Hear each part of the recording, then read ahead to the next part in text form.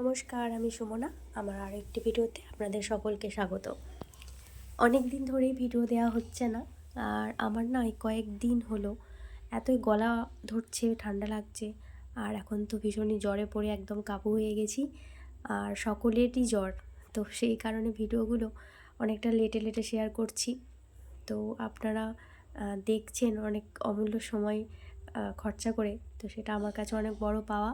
আর সেই কারণেই শরীর খারাপ থাকলেও আপনাদের কাছে শেয়ার করার চেষ্টা করি। তো সেই রকমই আজকে একটা অন্যরকম ভিডিও আপনাদের সাথে শেয়ার করতে চলেছি। সেটা হলো বাইরে ভাত। আমাদের গ্রামে একটা রিচুয়ালস আছে, সেটা হলো মা শীতলার পুজো দিয়ে আসা হয়, আর দিয়ে আসার এক সপ্তাহ পরে এই অনুষ্ঠানটা হয়। অনুষ্ঠান বলতে এটা বাইরে রান্না করে খেতে হয়।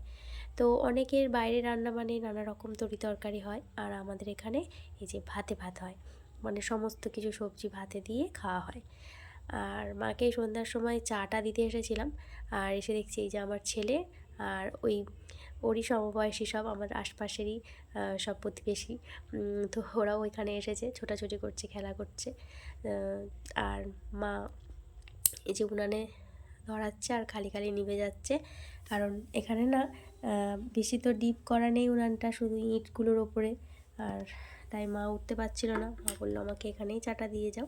সেই কারণে মাকে চা দিতে এলাম, আর আপনাদের সাথে ভাবলাম একটু এই ভিডিওটা শেয়ার করে দিই। তো এটা আমাদের অনেক দিন ধরেই চলে আসছে।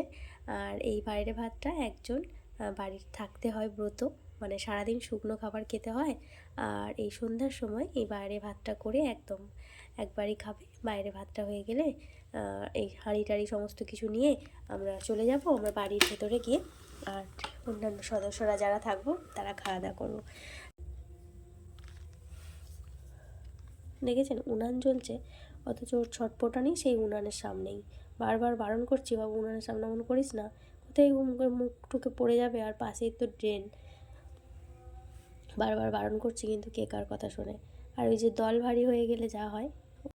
তারপর ওর বাবা চলে আসে, আর এই যে ছুটে চলে আসে বাড়িতে। মাকে চা দিতে গিয়ে বাবুর পেছনে বকতে বকতে আমার আর চাটা খাওয়া হয়নি। আর এদিকে ওর বাবাও চলে এসেছে, ও পড়াতে যাবে, সেই কারণে ওকে দুধ মুড়িটা দিলাম, দিয়ে আমি একটু চা খেয়ে নিলাম। চাটা খাওয়ার পরে মা বললে এদিকে ভাত হয়ে গেছে, মা বাইরে থেকে আঁক দিচ্ছিল। তাই মা যেহেতু ভাতগুলো মা খাবে, সেই কারণে লবণ চাইছিল। আমি বললাম মা চাটা খেয়ে নিই, যাচ্ছি। তো এদিকে এই যে হাতে করে বাটিতে লবণ নিয়ে যাচ্ছি, মা এগুলো ভাতে ভাত মা খাবে বলে। তো ভাতে ভাত তো বেশিক্ষণ সময়ও লাগে না, এই যে হয়ে গেছে। মা এবার এই ভাতে ভাতগুলো এখানে মাকে এখানেই খাওয়া দাওয়া করবে।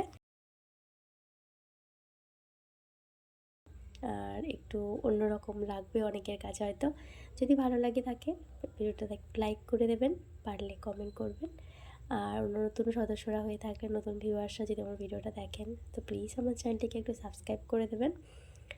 আজ এতটুকুই, দেখা হবে অন্য কোনো একটি ভিডিওর সাথে। সকলে ভালো থাকবেন এবং সুস্থ থাকবেন।